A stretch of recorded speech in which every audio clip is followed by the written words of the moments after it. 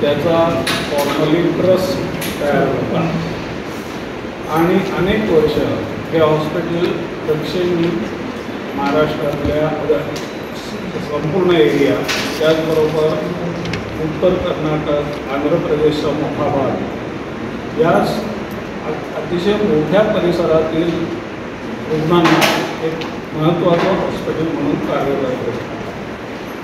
आपलं हॉस्पिटल हे रेल्वे स्टेशनपासून जवळ असल्यामुळे रेल्वे मार्गाने येणाऱ्या अनेक लोकांना त्याची मोठी सोय होती.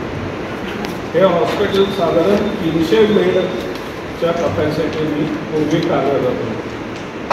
त्यावेळेला या हॉस्पिटलमध्ये त्यावेळच्या अत्याधुनिक अशा CT scan, MRI, gamma camera अशा खूप सवलती, खूप सोयी उपलब्ध होत्या आणि या हॉस्पिटल साधारण 2009-10पर्यंत उत्तम गतीने सुरू राहिलं.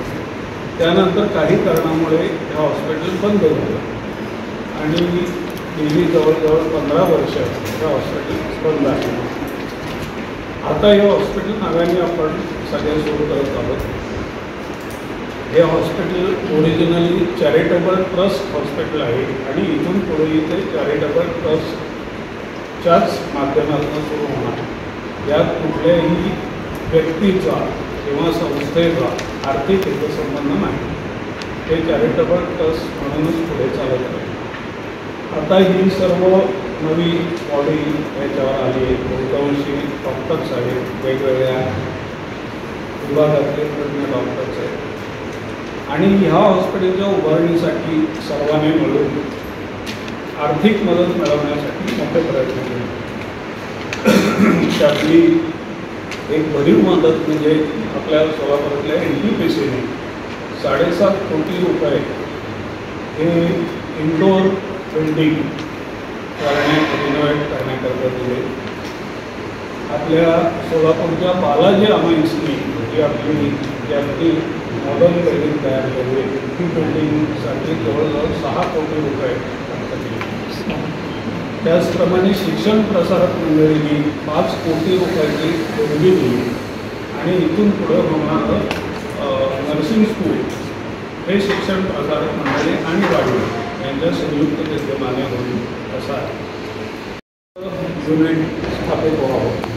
त्या 100 बेड करण्याकरता अंदाजे 50 ते 60 कोटी रुपयाचा एकूण खर्च अपेक्षित आहे आणि त्यापैकी साधारण अर्धा टप्पा आता पूर्ण झाला आहे. काही विभाग सुरू होत आहे आणि जानेवारी-फेब्रुवारी महिन्यापर्यंत डिपेंडिंग ऑन डोनेशन्स आम्ही 100 बेडचा टप्पा पूर्ण करू आणि त्याच्यापुढे 100 बेडचं युनिट काही काळाकरता उत्तम रीतीने चालल्यावर 250 बेड वाढवण्याचा भविष्यातला प्रस्ताव आहे, जेणेकरून आपण 350 बेडपर्यंत जाऊ.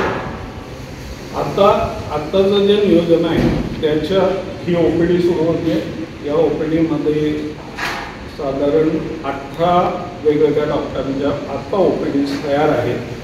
त्यातल्या इक्विपमेंटसही 20 बेडचं इंडोर आत्ता सुरू होईल, फार्मसी सुरू होईल, CT स्कॅन मशीन सुरू होईल, कॅन्टीन सुरू होईल, असे विभाग आत्ता आणि पॅथॉलॉजी सुरू होईल. एवढे विभाग आत्ता सुरू होतील आणि पुढच्या 6 महिन्यात सगळ्या देणगीदार समाज प्रत्येकाच्या मदतीने आपल्याला 100 बेडला पोचायचं आहे.